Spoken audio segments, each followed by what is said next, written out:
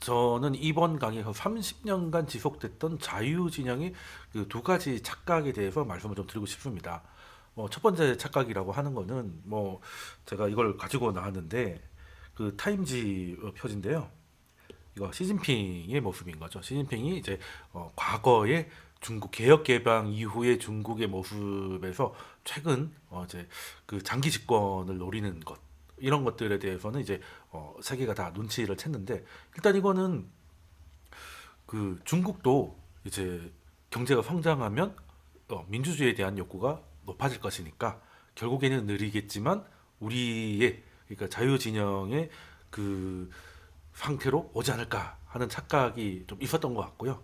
이제 그건 착각이라는 거는 이제 다들 인정하는 부분인 것 같습니다. 이제 미국도 과거에는 소련을 견제하기 위해서 중국을 굉장히 호전적으로 끌어들였지만 지금은 이제 중국을 견제하기 위해서 여야가 구분이 없을 정도로 이제 만장일치가 통과되는 걸 보면 이제 그게 그 착각이었다는 걸 깨달았고요.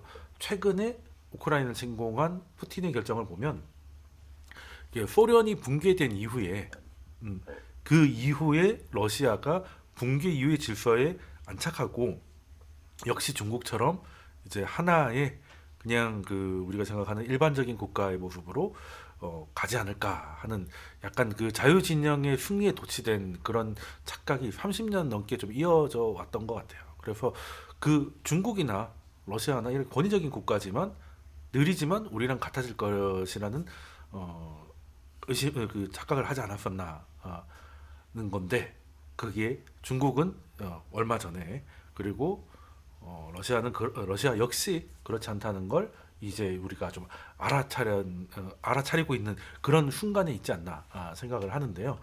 일단 중국의 이야기는 제가 많이 말씀을 드렸으니까 러시아 얘기 한번 해보죠. 이건 푸틴이 좀 지금보다 한 십몇 년 젊을 때의 사진입니다. 이때 사진이 어떤 거냐면 2007년 2월에 독일 뮌헨에서 유럽 안보 회의가 열렸는데 이때 어떻게 보면 유럽 안보라고 하면 그 상대자일 수도 있는 푸틴을 초청을 했습니다. 예, 그러면서 이제 연설을 들었는데요. 근데 그때 푸틴이 작정한 듯한 발언을 쏟아냅니다. 어, 주로 어떤 내용이냐면 이제 미국을 비판하는 건데 이제 미국 주도의 세상을 비판하면서 하나의 권력의 중심, 그리고 하나의 무역 중심, 무력의 중심, 하나의 의사 결정 중심, 이게 세계의 주인이자 군주가 됐다. 이 말은 즉 미국이 그 푸틴 입장에서는 이제 2차 대전이 끝나고 미소 냉전 시절에는 두 국가가 어떻게 보면 이제 공존하는 세상이었다면 소련이 붕괴된 이후로 미국이 모든 의사 결정이나 무역이나 무력이나 모든 권력의 중심에 서가지고 미국 중심의 세상으로 가고 있다. 그걸 비판한 거죠. 물론 그 현장에서 듣고 있던 분들은 이제 약간 분위기가 심상치 않아졌죠. 그래도 오랜만에 좀 불렀는데 좀 덕담이라도 좀 해주시지 왜 이렇게 그 작심 발음 쏟아내시냐 하고 그냥 좀 넘어갔었는데 지금 와서 생각해 보니까 푸틴이 그때 괜한 말을 한 게 아니구나 라는 겁니다. 그러니까 푸틴이 발언을 들어보면 하나의 중심, 그러니까 전 세계가 미국이라는 하나의 중심으로 굴러가고 있으니까 이걸 되돌리겠다는 거잖아요. 그걸 비판했다는 건 이제 잘못됐다는 것이고, 그러면 그 대안이 뭐겠습니까? 최소한 두 개는 돼야 된다. 즉, 소련이 붕괴되기 이전으로 러시아는 돌아갈 준비를 할 것이다. 라는 얘기를 어떻게 보면 이제 전 세계에 강력하게 힌트를 줬는데, 우리는 그때 진정으로 그 이야기를 이해하지 못했던 것 같아요. 그때부터 푸틴은 굉장히 한 걸음 한 걸음 자기의 액션을 좀 실천해 나갑니다. 2008년 그러니까 이 발언이 있었던 다음 해에는 독일을 그냥 미국을 비판하는 수준을 넘어서 독일 나치와 다름이 없다. 독일 나치라는 게 이제 소련 입장에서는 그 나치하고 큰 독소 전쟁을 크게 벌였잖아요. 굉장히 적극으로 그냥 거기에서는 면회에서는 그냥 하나의 미국으로 가고 있는 걸 비판했지만 이제는 미국은 한때 우리의 적이었던 독일 나라와 다를 게 없다. 라고까지 얘기를 2008년 5월쯤에 했고요. 그리고 3개월 후인 2008년 8월에 베이징 올림픽이 열리고 있을 때 그때 조지아 전쟁이 일어났고 그때 러시아군이 진격을 해서 조지아의 두 곳을 독립시켜 버렸죠. 그러면서 하나하나 어떻게 보면 자기 플랜을 얘기하고 행동으로 나서고 있었는데, 그때만 하더라도 서방 세계가 이에 대한 진지한 고민이 없지 않았나, 이런 생각을 지금 와서 보니까 할 수 있겠더라고요. 지금 표면적으로 그 푸틴이 우크라이나를 침공하는 건 이제 우크라이나가 나토 가입을 시도한다는 거죠. 그 EU도 있고 나토도 있는데, 뭐 그 나토 같은 경우는 군사 동맹이기 때문에 어떻게 보면 미국이 주도하는 군사 동맹이 러시아와 국경을 접경하고 있는 우크라이나 가입하는 것이 뭐 러시아 입장에서는 뭐 받아들이기 힘들어서 이런 행동까지 한다라는 이제 얘기를 이제 하는 것 같고, 그걸 명분으로 내세우는 것 같은데, 그게 언뜻 들으면 그럴 수도 있죠. 언뜻 들으면 그럴 수 있는데, 그 약간의 문제가 있는 게 뭐냐면, 아이고, 제가 두 개를 넘겨버렸네요. 예전에도 라트비아는 그 2004년쯤에 여기 이제 나토가 노란색부터 출발해가 점점점 이제 확장을 해 나갔는데, 2004년에 발틱 3국, 뭐 라트비아라든지 에스토니아 뭐 이런 3국이 가입을 했었고, 그리고 루마니아나 불가리아 같이 흑해의 인접국들도 2004년에 같이 가입을 했거든요. 이렇게 보면 위쪽으로 가는 길, 그리고 라트비아는 실제로 러시아랑 국경을 접하고 있고요. 그리고 발틱해로 가는 길이 거의 막혀버렸고, 흑해로 나가는 길도, 터키는 기존에 또 나토였으니까 사실상 막혀버린 거거든요. 그럼 이때도 지금 같은 논리라면 뭔가 큰 액션을 취해야 되는데, 2004년에 당시에 푸틴은 이거에 대해서 이렇다 할 뭐 환영하진 않았지만 비판을 했지만 지금처럼 이렇게 큰 일을 벌이지 않았다는 겁니다. 그러면 다시 생각해 보면 나토 가입 때문에 액션을 취하는 건 약간 명분에 가깝고, 실제는 조금 다르다는 걸 좀 고민해 봐야 되는데, 어떤 게 2004년에는 비판만 하고 지금은 똑같은 나토 가입 시도인데, 심지어 가입한 것도 아니고 시도인데 이렇게 군사적 행동까지 나가는 데는 분명히 다른 배경이나 원인이 있을 것이다. 이걸 고민해 보면, 물론 뭐 이런 전쟁에는 미국의 행동 판단들이 늘 깔려 있는 거죠. 늘 깔려 있는 거고, 그리고 이제 뭐 조지아 전쟁이 2008년에 있었는데 그때는 이제 조지 부시였죠. 그 이후에 이제 오바마 행정부가 들어와 가지고, 오바마 행정부 같은 경우는 이제 지난 전 보수 정권이 했던 그 아이고, 이거는 앞에 건데 조금 이따 설명드릴게요. 보수 정권이 했던 아프가니스탄, 이라크 전쟁에 굉장히 큰 피로감을 느끼고 있었습니다. 그리고 민주당은 뭐 그래도 공화당보다는 전쟁에 대해서는 그렇게 호전적이지 않은 게 전통이었다 보니까, 그 더 이상 뭔가 일을 벌이기보다는 있는 거를 좀 정리하고 싶어하는 듯한 느낌이 또 강했고요. 실제로 그 유럽에서도 그 미군들을 조금씩 계속 빼고 있었습니다. 빼고 있었고, 그리고 결정적으로 2012년, 2014년쯤에 세일 오일 혁명이 일어나면서 이제 뭐 미국이 중동에서도 크게 이렇게 힘을 빼지 않아도 되지 않느냐. 중동에 미국이 관심이 많은 이유는 거기 다 원유가 있기 때문인데, 지금 뭐 미국 땅바닥에서 세일 오일이 나오는데 굳이 예전처럼 그렇게 뭐 군사 보내가지고 그 전쟁터 같은 데다가 힘을 빼야 되겠냐는 그런 생각도 당연히 할 수 있겠죠. 그러다 보니까 중동에 대한 의지와 관심을 잃어가고, 역시 유럽도 많이 좀 줄어간. 특히 유럽 같은 경우는 중동하고 다르게 뭐 기름 이런 게 아니라 이제 전쟁이 있겠어라는 생각이 좀 크게 좀 작용을 했던 것 같아요. 그 유럽도 마찬가지고 미국도 마찬가지고. 그런데 그 당시 우크라이나 상황을 잠깐 보면은, 그때는 지금 젤렌스키 대통령 전 대통령인 야누코비치 대통령이었는데, 그분은 그 EU에 가입하고 그 IMF에서 차관을 받고 뭐 이렇게 해서 경제를 좀 살리겠다, 이런 그 공약으로 대통령이 당선된 사람이에요. 그래서 이제 자신의 공약이 이제 EU나 나토 가입 뭐 이런 거니까 이제 뭔가 협상이 시작이 됐죠. 근데 막상 시작을 해보니까 뭐 IMF에서 돈 빌려주고 뭐 이런 게 공짜가 아니지 않습니까? 그러다 보면 자기의 권력이 좀 약해질 수밖에 없는 상황이 되고, 그리고 물론 나라를 위해서는 그걸 해야 되겠지만 본인이 그 본인은 야누코비치는 약간 굉장히 기회주의자였기 때문에 일단 당선되고 나서는 이제 나라보다는 이제 본인이 중심이 됐던 거고요. 그래서 EU가 요구하는 것들, 그리고 IMF가 요구하는 것들, 그리고 EU와 FTA 그를 시도를 했는데 뭐 그런 것들이 너무 복잡하고 자기 권력을 좀 약하게 만드는 것 같다는 그 흔들림이 있는 거를 러시아가 눈치를 채고 거기다가 이제 러시아가 직접 제공을 하는 거죠. 너희 그러지 말고 우리한테부터 그러면 너 권력도 유지시켜주고 돈도 주겠다. 그런 식으로 이제 꼬신 거죠. 거기에 홀랑 넘어갑니다. 그게 넘어가는데 그럼 국민 입장에서 바보가 되는 거지 않습니까? 야누코비치 얘기하고 있으니까 사진 띄워놓고 얘기할게요. 국민 입장에서는 이건 뒤통수 친 거지 않습니까? 그래서 이게 무슨 소리냐? 왜 갑자기 러시아로 확 붙어버리냐?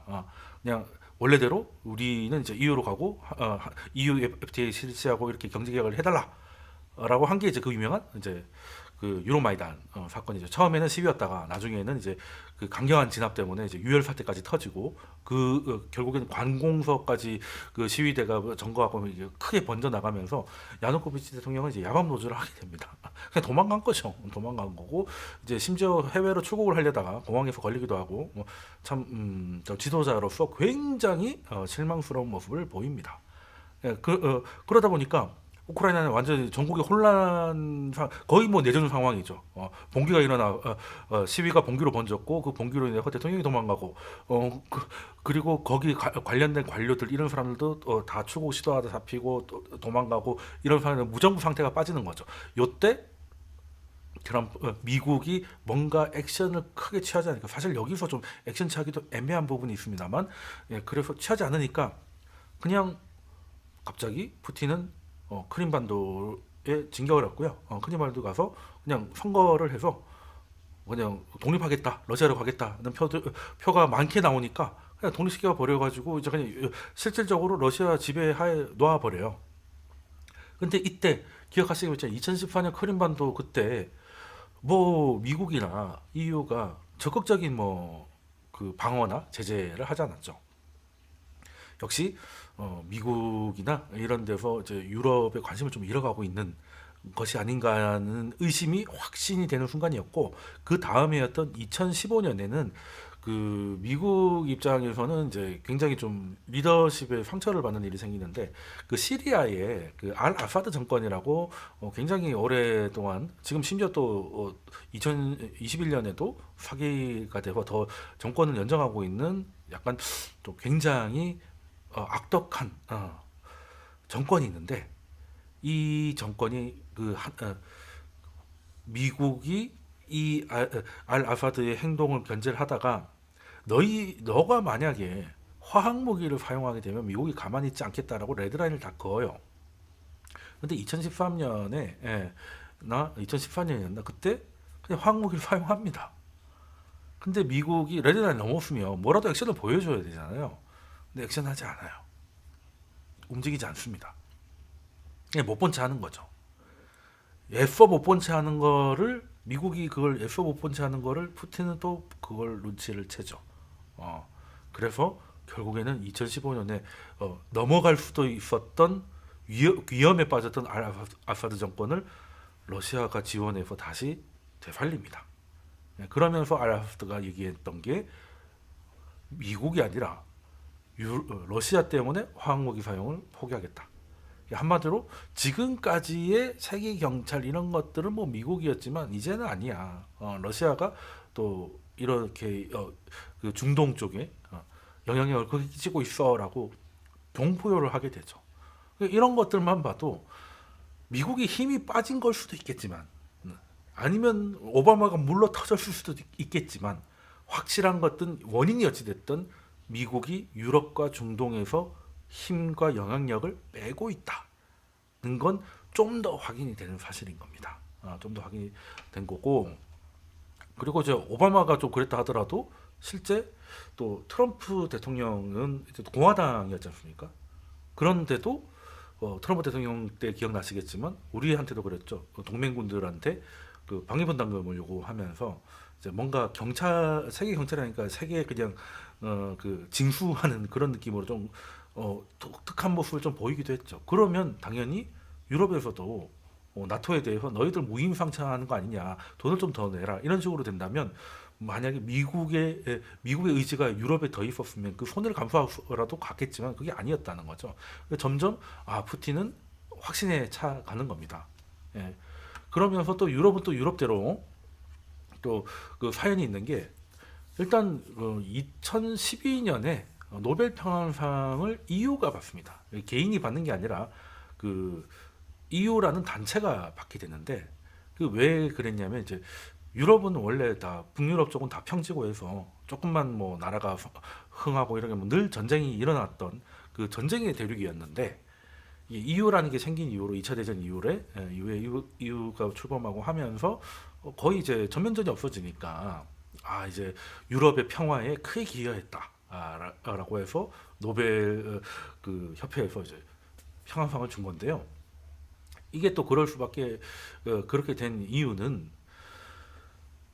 일단 우리는 하나다라는 개념이 일단 EU는 군사 동맹이 아니기 때문에 그 안에서 뭐 싸울 수도 있겠지만 일단 하나의 모임에 들어가 있으니까 거기서 대놓고 전투를 벌이기는 좀 쉽지 않은 거고 당시만 하더라도 그 메이저 국가들이 뭐 다시 그 히틀러 때처럼 다시 전면적으로 붙는다는 건 쉽지 않은 상황이기도 했고 그리고 나토에 또 독일도 가입하고 점점 가입을 하면서 EU 국가들이 나토에 가입을 하게 되면 나토에 핵무장국이 미국, 프랑스, 영국 세 나라라 있기 때문에 그냥 나토에 가입하면 그냥 해구산 안에 들어가는 거예요. 그러면 군사를 강하게 키우는 데 들어간 돈보다 그냥 나토 가입하는 게 훨씬 싸게 치는 거죠. 그러니까 점점점 나토가 아까 지도에서 보여드렸다시피 점점점 확대돼 가는 거고요. 그러면서 우리는 또 같은 우산 안에 있으니까 싸울 일이 별로 없어지는 거죠. 그럼 싸울 일이 별로 없어질 것 같다는 생각을 하면 주요 국가들이 다 군비에 대해서 지출을 줄이고 차라리 그걸 다른 돈을 쓰게 되는 게 더 익숙해지겠죠. 어, 예전에 일본이 80년대 때 굉장히 잘 나갔을 때 돈을 많이 번 것도 있겠지만 쓸 일도 별로 없었던 그게 굉장히 중요했거든요. 왜냐하면 그때 당시 일본이 엄청나게 성장을 했지만 미국의 절반 이상을 따라잡고 뭐 굉장히 컸지만 군사비 지출을 할 수가 없어요. 일단은 뭐 헌법상에서 뭐 선제 공격을 할 수 없고 일본 국방부가 없잖아. 자위대잖아요. 그러니까 군대를 키우고 싶어도 작으니까 돈을 쓰는 데도 한계가 있는 거지. 그러면 돈을 많이 버는데 쓸 데가 없으니까 이제 너무 회피한 거 아니겠습니까? 그러니까 경제 성장이 더 좋았던 거죠. 근데 이제 이게 유럽에서 그 일이 일어나는 겁니다. 또 이제 독일도 이제 통일되고 이제 겨우 정신 좀 차려 보니까 이제 뭔가 좀 해야 되는데 그 없는 돈에 뭔가 돈 쓸 때는 많은데 뭐 갑자기 또 탱크 만들고 이러기에는 조금 좀 힘들잖아요. 그런데 나토 안에 들어가니까 너무 좋은 거지. 한때는 전쟁했던 프랑스나 영국의 핵무기가 같이 묻어가고 얼마나 좋습니까? 미국도 그렇고. 예, 그러니까 유럽은 그렇게 된 거고 너도 나도 나토 가입이 된 거예요. 예, 거기까지 좋다 이겁니다. 그렇게 돼서 싸울 일도 없고 해서 다 좋았는데 너무 거기에 젖었다는 거죠. 푸틴은 아까 말씀드렸다시피 2007년에 선언을 했고 우리는 과거 소련 붕괴 이전의 역사로 되돌릴 것이라는 암시를 줬는데 유럽은 그냥 굉장히 이제 편안한 세상에 이제 익숙해져 갔다는 거죠. 갔다는 거고 여기 이 사진을 가지고 온 거는 이거는 뭐 그 나토가 아니라 G7 때 사진인데요. 이제 트럼프하고 이제 독일 메르켈 총리가 이제 서로 좀 눈치 싸움을 하는 것 같은데 이게 뭐겠습니까? 트럼프 입장에서는 독일 이렇게 잘 사는 나라가 국방비 이렇게 안 쓰고 나토 뭐 우리가 돈 내는 거의 다 돈 내는 거에다가 거의 묻어가는 거 아니냐. 그러니까 돈도 없는 것도 아닌 것들이 돈 좀 내라. 방위 군단가 좀 더 내라는 거고 지금까지 왜 이래요? 뭐 이렇게 하는 게 이제 메르켈의 모습인 거죠. 사실 뭐 그런 상황이 이어져 왔습니다. 그게 달하니까 심지어는 EU가 노벨 평화상까지 받게 됐는데 그 받았던 12년이 좀 지나고 나서 2014년에 이제 그 크림반도 사태가 터지고 하면서 이제 그 평화가 디폴트가 되니까 또 그 또 불씨의 씨앗들이 또 하게 되는 이제 달이 차면 또 기우는 그런 모습을 좀 볼 수 있지 않았나 하는 생각을 하고 있습니다. 그래서 지금 보면 뭐 우크라이나의 그 침공이 일어나기 전만 하더라도 러시아의 의지를 과소평가했고 미국의 의지나 그 유럽의 의지가 침공 직전까지는 굉장히 좀 약하지 않았나. 침공 이후에는 좀 생각이 좀 많이 달라진 것 같습니다만 그 전까지는 뭔가 중재를 하기보다는 그냥 우크라이나가 또 그 이제 크림반도 같이 그렇게 그냥 하나의 희생양이 되겠구나 이런 생각도 좀 깔려 있었던 것 같다는 겁니다.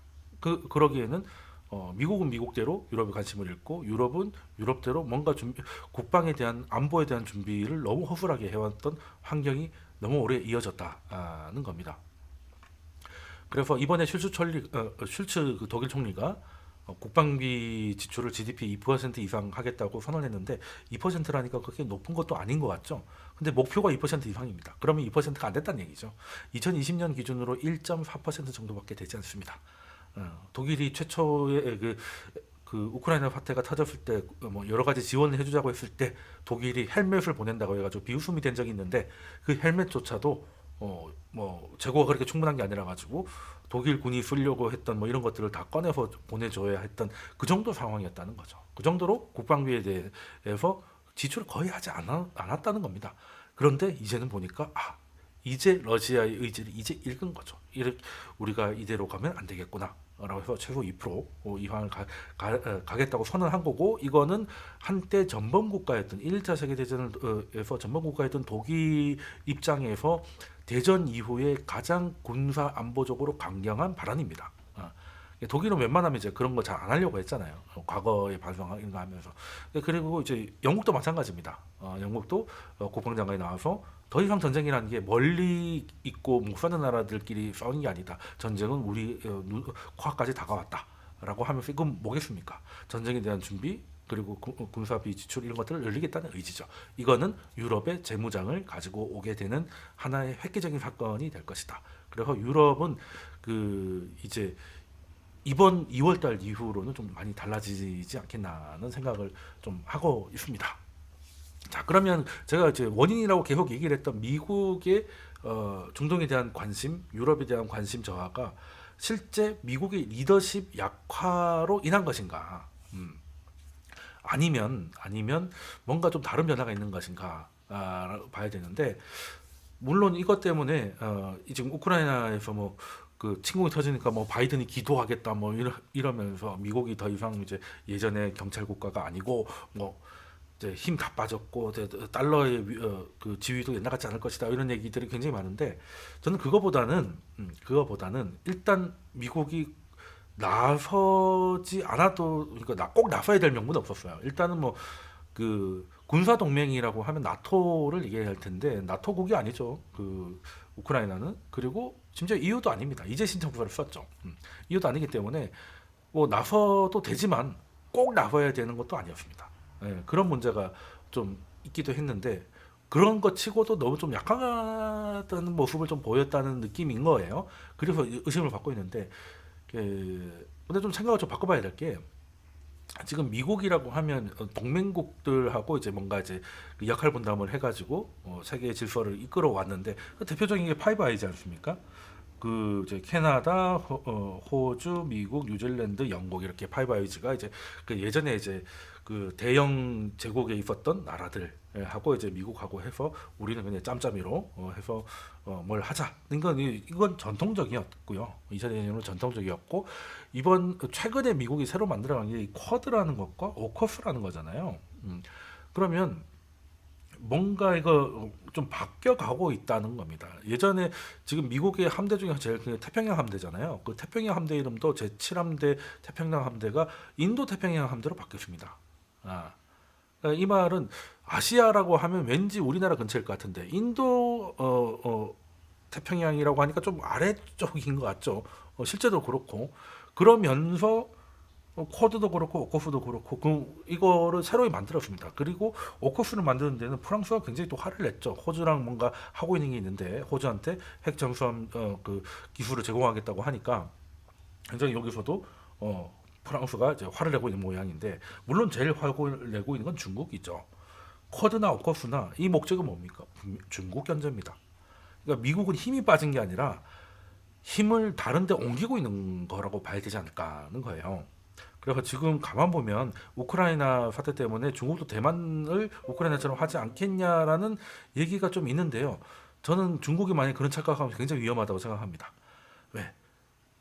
중국을 견제하기 위해서 다른 데는 전선을 철수시키는 거잖아요. 그 바이든이 지금 지지율 떨어졌다는 그 첫 번째 원인 중에 하나가 뭡니까? 최근엔 인플레이션이지만 또 아프가니스탄에서 철수할 때 뭔가 좀 꼴이 안 좋았다고 해서 좀 안 좋았지 않습니까? 아프가니스탄을 왜 철수를 했을까? 그냥 이제는 전선이 바뀐 겁니다. 거기서 그렇게 힘 빼고 있을 게 아니라는 거죠. 이제는 뭘 봐도 중국 견제. 그러니까 여기서 이제 중국이 길길이 날뛰고 있고, 그리고 이제 그러다 보니까 대만하고 일본은 굉장히 만족하는데, 그 유럽은 조금 좀 약간 빈정을 상하고 프랑스는 좀 짜증을 내고 있습니다. 특히 프랑스는 나토 중심으로 뭔가를 해결하는 것보다는 유럽 중심으로 간 유럽주의의 그 주도권이죠. 그러다 보니까 마크롱하고 트럼프하고도 맨날 마주치면 싸우고 하는 것도 이제 그냥 사람들 성향만 안 맞아서가 아니라는 거. 중요한 거는 리더십 상실이 아니라 미국의 관심사가 이제는 대중 견제. 그리고 미국은 주적을 견제하기 위해서는 두 번째 적들한테는 손을 내밉니다. 예전에 중국한테 왜 이렇게 손을 내밀었어요? 소련을 견제하기 위해였듯이 지금은 그 대상이 중국이 됐고 그러면서 다른 데서 힘을 빼기 싫으니까 이제 중동이라든가 유럽에서는 또 어느 정도 좀 발을 빼고 있는 모습을 보이고 있는 거라고 해석을 해야 된다. 그러면 이거는 이 우크라이나 일이 있기 전에 다 있었던 일이잖아요. 그러면 푸틴 입장에서는 좀 더 확신에 가까워지는 겁니다. 유럽에서 이런 일이 일어났을 때 미국이 죽자고 달려들지 않을 것 같다. 그리고 미국이 그렇게 적극적이지 않으면 서유럽 국가들의 액션도 굉장히 제한적일 것이다. 그런 생각을 했고, 그건 즉 유럽에 빈틈이 생겼다는 거죠. 힘의 균형에서 빈틈이 생겼으니까 그 빈틈을 파고드는 게 지금 이제 푸틴이 하고 있는 이런 계기가 아닌가 이런 생각을 하는데요. 그래서 여기서 이제 얻으려고 하는 게 뭐겠습니까? 그 단순히 나토 가입 저지 이런 게 아니라 그 푸틴은 2007년에 그때 말했다시피 그냥 소련 붕괴 이전으로 그렇다고 예전처럼 다시 소련을 다시 만들기보다는 그 러시아 근처에 인접한 구소련에 있었던 국가들의 영향력을 되찾고 싶은 거죠.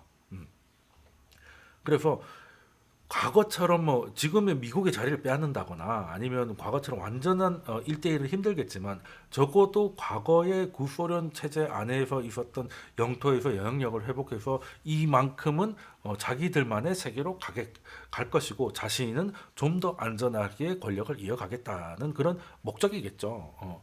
그래서 우크라이나도 지금 일단 우크라이나가 유럽의 식탁으로 굉장히 유명하고 그 정도로 이제 땅이 비옥하고 넓고 하니까 그런 나라가 정치적으로만 잘 되면 굉장히 잘 살 수 있어요. 근데 그 러시아 바로 옆에 민주주의 국가가 되어서 잘 살고 있는 나라가 바로 옆에 있다는 것은 러시아한테 굉장히 불편한 일이고 특히 푸틴한테는 굉장히 기분 나쁜 일일 수 있기 때문에 신경 쓰이는 일일 수 있기 때문에 그 꼴은 볼 수가 일단 없는 거죠.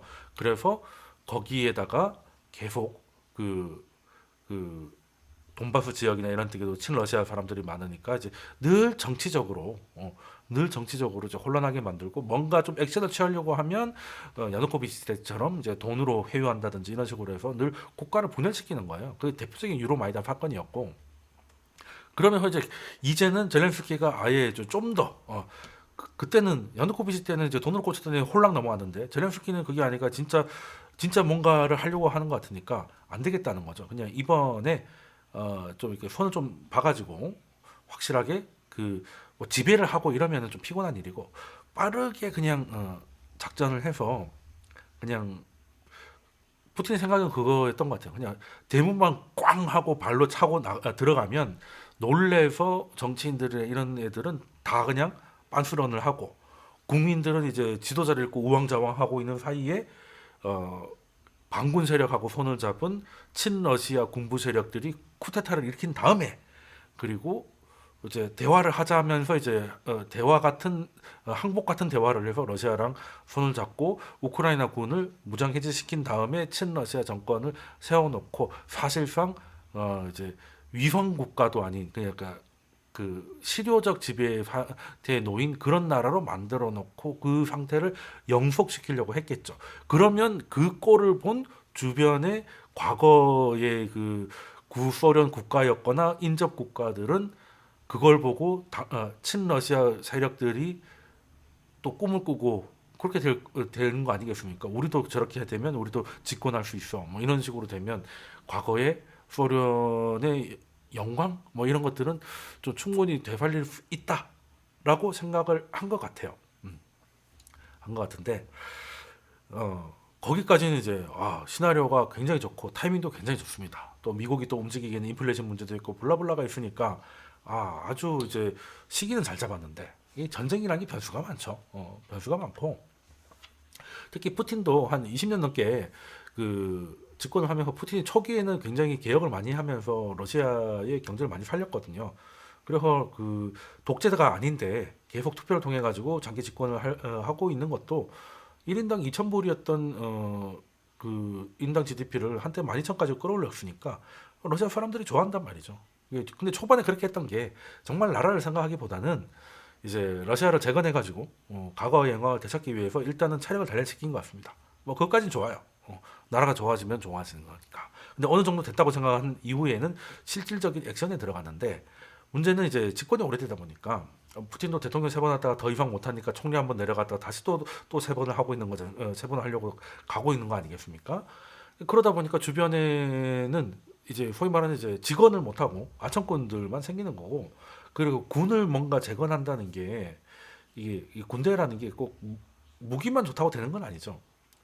그 사우디가 참 미국 무기를 많이 사는데 사우디가 군사 강국이라고 보진 않습니다.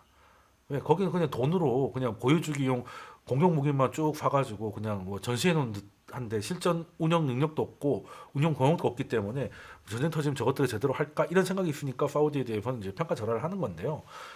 이거는 그 러시아 군대도 마찬가지였던 것 같습니다. 뭐 여러 가지 전력상으로는 엄청난 것들이 많지만 사실 제대로 된 장군이 되는 사람들은 특히 러시아는 전쟁을 좀 많이 했었고 핵무기도 뭐 세계 최대라고 하지만 그 전쟁이라는 게 미국하고 영국하고 다르게 그냥 그 히틀러가 쳐들어오거나 나폴레옹이 쳐들어오면 이제 막 막고 이제 밀고 들어갔던 거지. 뭐 미국 영국처럼 어디에 특수한 목적을 가지고 특수한 목적에 맞게 설계된 부대와 작전을 준비해서 뭔가를 하고 나오고 이런 경우는 없습니다. 그러니까 한마디로 다른 나라에 침공해가지고 뭘 이렇게 해본 기억이 별로 없는 거죠. 별로 없기 때문에 그리고 또 제대로 된 장군이 되는 사람들이 이런 오랜 독재에서 살아남기가 쉽지 않죠. 다 정치적으로 이제 처문하는 사람들한테 날아갈 테니까. 그러니까 이게 생각처럼 엄청난 전력 차이도 불구하고 뭐 그렇다고 우크라이나가 이긴다 이건 건 아니겠지만 생각보다 이게 너무 잘 버티고 뭔가 얘기가 잘 안 되는 겁니다. 그래서 이게 사진에 가지고 온 게 이게 독일의 비스마르크잖아요. 이게 독일의 2차 대전에 이제 어떻게 보면 해군의 힘을 여기다가 연결을 해버렸는데 얘가 침몰하면서 뭐 그냥 사실상 해군은 작살이 나버린 건데 이게 사실은 그때 데니츠 그 해군 참모총장 같은 경우는 늘 유보트를 더 만들어야 된다. 유보트 한 2, 300대만 더 있으면 진짜 대서양가 모든 걸 막아내겠다. 이길 수 있다라고 계속 보고를 하고 피력을 했지만 일단 히틀러 같은 이제 독재자들은 눈에 보이는 게 이제 의리의리한 게 좋아요. 잠수함 그 뭐 조그만 거 여러 개 만드는 것보다 이게 그 대영 제국에 대한 컴플렉스가 있는데 대영 제국 하면 또 해군이잖아요. 또 해군하면 당시만 해도 전함이었으니까 거대한 전함을 만들어 가지고 이렇게 하면 될 줄 알았는데 여기에 들어간 에너지가 굉장한데 얘를 제대로 쓰지도 못하고 침몰을 되니까 이제 뒤늦게 뭐 유보트 만들고 할 때는 이미 미국과 영국이 유보트를 좀 알아가지고 대응할 방법도 많이 찾았고 뭐 음파 탐지기 이런 것들이 나와 있으니까 예전처럼 잘 되지 않았다 보니까 결국에는 그 양쪽에서 그 연합군을 막아야 되는 상황이 되다 보니까 독일이 패망했는데 이런 것들이 이런 그 오랜 권위적인 관료 체제들 문제들이 자주 나옵니다. 자주 나와요. 그래서 이번에 러시아도 마찬가지 아니겠느냐. 그리고 이 사진 하나가 푸틴 생각처럼 잘 안 되고 있는 거를 딱 보여준다고 봅니다. 우크라이나 사람들은 지금 이제 싸우는 거를 그만두면 나라가 없어지는 거죠. 그런데 러시아 군인들은 싸우는 게 멈추고 그냥 전쟁만 멈추는 겁니다. 아니 우크라이나 국민들이나 군인들은 러시아군을 이제 막기 위해서 목숨을 걸 수도 있겠죠. 왜? 우리 나라고 우리 민족이고 뭐 이렇게 여기를 지켜야 되는데. 근데 러시아 군인들은 그렇게 절박합니까? 왜 그 사람들하고 그렇게 죽으라고 싸워야 돼요? 뭔 그렇게 원수가 있다고? 이게 뭐 탱크가 몇 대고 이런 스펙이 아니라 군 사기 뭐 이런 것들이 굉장히 중요한데 일단 싸울 명분이 없잖아요. 그리고 심지어 뭐 훈련 상황인 줄 알고 왔다. 거나 아니면 그냥 돈바스 지역에 러시아인들이 우크라이나 정부한테 핍박받고 있으니까 가서 평화 유지를 해야 된다라고 해서 왔더니 이건 평화 유지가 필요가 우리가 없어지니까 평화 유지인 게 눈에 보이잖아요.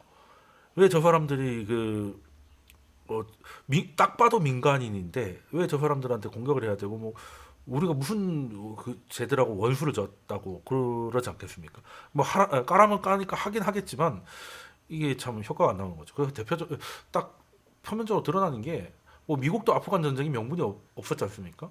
아프간 거기 산골짜기 가서 왜 그렇게 고생을 했어요? 그냥 8년 동안 아프간 전쟁에서 미군 사망자가 4,500명 정도 되는데 지금 5일 만에 러시아 사망자가 뭐 우크라이나 발표긴 하지만 4,500명이 넘었다 그러죠. 그만큼 뭔가 효율이 안 나오는 겁니다. 효율도 안 나오고 그리고 러시아군은 미군이 아닌데 미군도 하기 힘든 작전을 무리하게 했다는 거죠.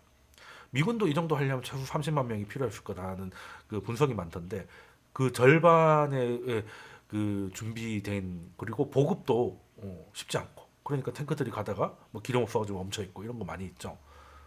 또 거기에서는 명분 없는 전쟁에서 참여하고 싶지 않아서 일부러 기름 버리고 기름이 없다고 이제 보고하고 그냥 타령 아닌 타령을 하는 이런 경우도 많다고 합니다. 보급이 제대로 안 되니까 기름 없다고 하면 또 의심하지 않거든요. 그런 상황이 명분 없는 전쟁이 돼버린 거죠. 그래서 사실은 이제 푸틴도 어디까지 이제 완전 이제 플랜 A는 좀 쉽지 않은 상황이 됐고 어디까지 지금 물러나기도 한 거에 비해서 얻은 게 너무 없기 때문에 뒤로 갈 수도 없는 상황이고 그렇다고 이걸 제대로 해보자고 하니까 우크라이나가 너무 이제 사기까지 올라가지고 이제 죽자고 달려더니 이 러시아 입장에서는 부담스럽죠. 이거 뭐 어떻게 될지 모르겠습니다. 어떻게 될지 모르겠는데 이런 문제들이 생긴다는 겁니다. 이것들은 어떻게 진행될지는 앞으로 뉴스를 봐야 되겠죠. 뭐 저라고 어떻게 알겠습니까?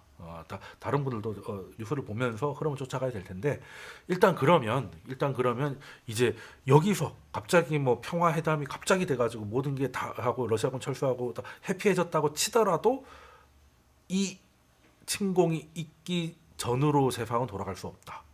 봐버렸잖아. 러시아의 의지를 봐버렸고 유럽이 스스로가 너무 자유에 젖어 있었다는 것들을 서로 느꼈기 때문에 이제는 이제 더 이상 침공이 일어나지 않는다 하더라도 되돌아갈 수가 없다.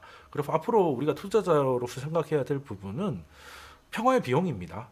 평화의 비용. 지금까지는 그냥 평화는 그냥 당연한 것이고 자유무역 확대도 다양한 것이고 이런 것들이 계속 이런 세상이 계속될 줄 알았지만 그게 알고 보니까 2차 대전 이후로 70년간 있었던 굉장히 독특한 시대일 수 있고 지금하고는 좀 달라질 수 있다는 것들을 받아들여야 되는 것이고 그 평화의 비용에 있어서는 당연히 지금 전장이 되고 있는 유럽의 재무장이 있을 것입니다.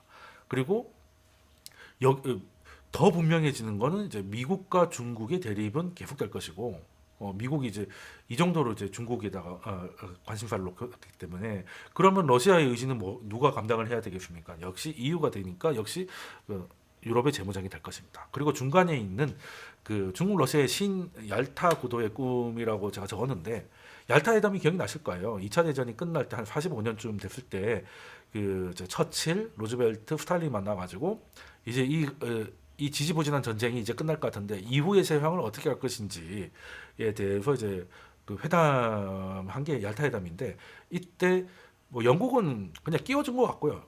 그때는 영국의 지분이 거의 없습니다. 이제 영국은 안 망하고 살아남은 게 용하다 뭐 이런 분위기였고요. 그럼 미국하고 소련이 사실은 이제 그 세상을 나눠 가지는 거였는데 이때 루즈벨트가 스탈린에 대해서 굉장히 좀 호의적이었습니다. 뭐 공산주의를 좋아해서가 아니라 이게 이제 세상이 둘로 쪼개지게 생겼으니까 뭐 영미는 같은 라인이고 그러면 이제 이 2차 대전 같은 이런 비극이 일어나지 않으려면 어찌됐든 밉던 곱던 미국하고 소련이 잘 지내는 수밖에 없기 때문에 굳이 소련을 자극하지 말자. 소련은 이제 필사적이었거든요. 그래서 그 회담장에 다 도통장치 달아놓고 막 그랬는데 미국도 그걸 알았거든요. 그런데 루즈벨트가 그걸 문제 삼지 않습니다. 도청해라라고 한 거죠. 왜? 괜히 속 시끄럽게 이렇게 하지 말고 우리는 잘 지내야 된다. 왜? 이제는 그 뭐 독일은 이제 끝났기 때문에 미국과 소련인데 우리 둘이가 이제 각 잡고 싸우면 이제 다 끝나는 거야. 우리는 심지어 이러니까. 근데 푸틴과 시진핑을 이걸 바라는 것 같아요. 지금은 푸틴이 아까 모네에서 뭐라고 했어요? 하나의 권력 중심, 하나의 무역 중심 이런 게 안 된다는 거잖아요.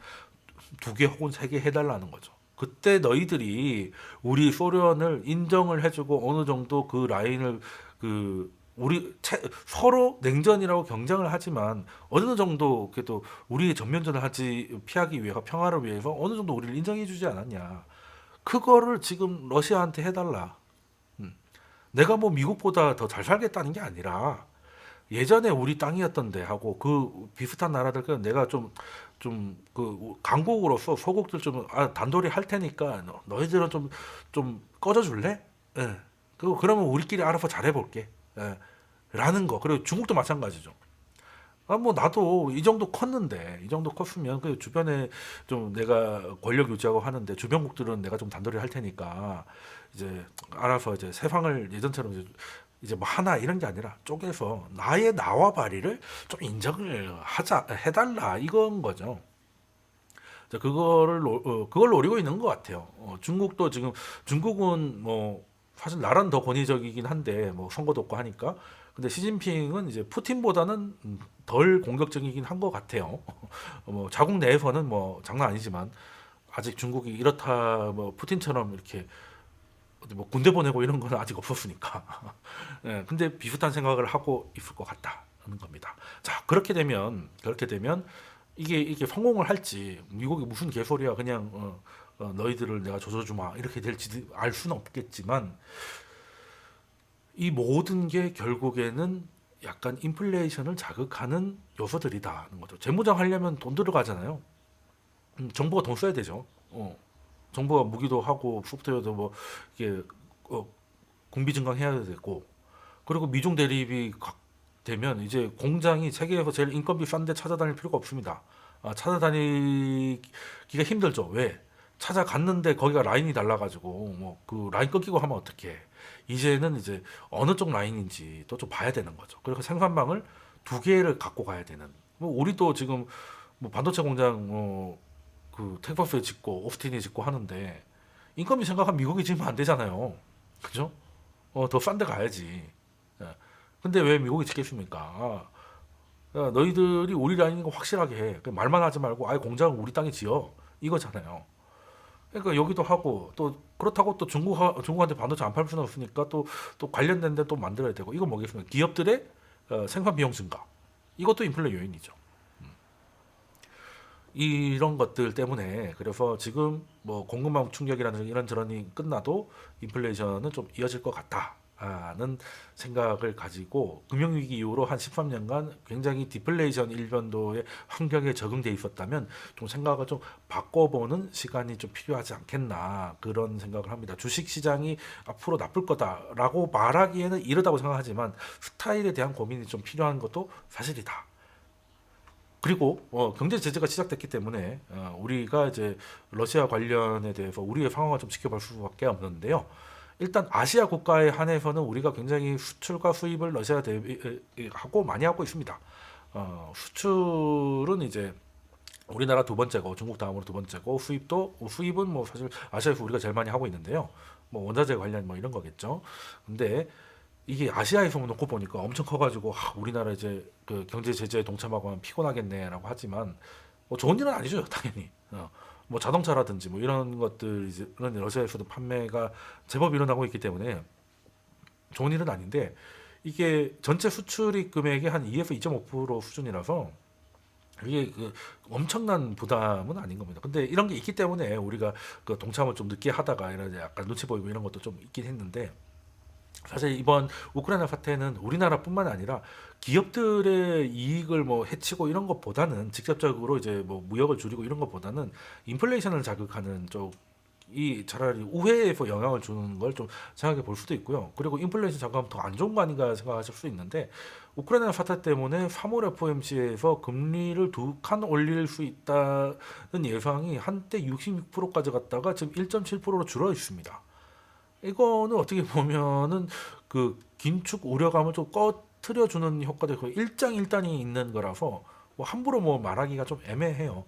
근데 장기화돼서 좋을 건 없을 텐데 일단 현재까지는 그렇다라는 건데 일단 우크라이나 사태는 기업의 기업의 그 실질적인 매출보다는 아무래도 인플레이션에 영향을 주는 거를 보고 움직여야 될 것이고요. 그리고 이제는 러시아에 이제 노출이 많이 된 산업이나 기업들에 대해서 좀 고민이 필요한 시간이 아닌가라고 생각을 해봅니다. 그래서 이제 오늘은 뭐 전망도 나름 했지만 이제는 뭐 전망이나 분석보다는 바램을 말하고 싶은 시간입니다. 어찌됐든 전쟁은 있었어가 안 되는 일이죠. 그 이유는 뭐 지금 인터넷에 돌아다니고 있는 많은 영상과 사진을 보면 충분히 이해될 거라고 생각을 하고요. 어찌됐든 가장 뭐 잘 풀렸으면 좋겠는데 가장 최악의 시나리오들 한번 생각해 볼 수는 있겠죠. 그냥 장기화되는 수준이 아니라 정말 최악은 어떻게 흘러가는 것일까 생각을 해봤는데 뭐 푸틴이 뭐 그 핵부대의 뭐 정찰 뭐 제재를 뭐 강화했다 뭐 이런 뉴스들이 막 나오고 있는데 그러면서 거기에 약간 부정적이었던 참모장을 직위해제 시키기도 하면서 푸틴이 굉장히 열받은 거 아닌가 이런 생각을 좀 하고 있는데 가장 최악은 뭐 실제 핵 공격이 아니라 이제 어디 가서 뭐 그 자국 내에서 뭐 시베리아 어디에서 핵실험을 하는 거죠. 핵실험 같은 걸 하는 거죠. 그러면 유럽은 사실상 준전시 상태로 가야 되는 거 아닌가? 라는 좀 생각을 좀 하고 있는데 뭐 그런 일은 벌어지지 않기를 바라고 그리고 좀 사태가 조금 더 길어진다면 어떻게든 이제 중재를 해 지금 프랑스가 나름 열심히 전화 돌리며 중재를 하는 것 같은데 뭔가 좀 행동을 좀 해줬으면 좋겠다. 우크라이나하고 그 둘이서 그냥 둘이서 만나가지고 해결하기에는 너무 이견이 너무 큰 것 같고 그리고 또 시장은 또 이걸 또 잊어가는 것도 있습니다. 모든 이런 지정학적 문제가 해결돼서 시장이 벗어나는 적은 별로 없어요. 계속 되고 있는데 시장이 관심을 꺼버리는 일들이 더 많았죠. 예. 그래서 이제 알고 보면은 침공 당시가 바닥이라는 말이 나왔던 것도 그 일들이 다 잘 해결돼서 가기보다는 더 이상 시장에 영향을 주지 않게 되면서 그냥 잊혀지는 건데 근데 그건 시장 이야기고 그 삶의 터전에서 지금 전쟁을 맞이하고 있는 우크라이나 분들이나 이런 분들에게는 하루하루가 고통일 거기 때문에 그냥 이제 분석보다는 전쟁이 이제 종식이라는 바람을 말하고 싶다라는 말씀을 드리고 오늘 영상은 여기까지 하겠습니다. 그리고 다음 영상 때는 아마 연준 얘기를 하게 될 것 같네요. FOMC가 있으니까. 그럼 다음 영상 때 뵙도록 하겠습니다. 감사합니다.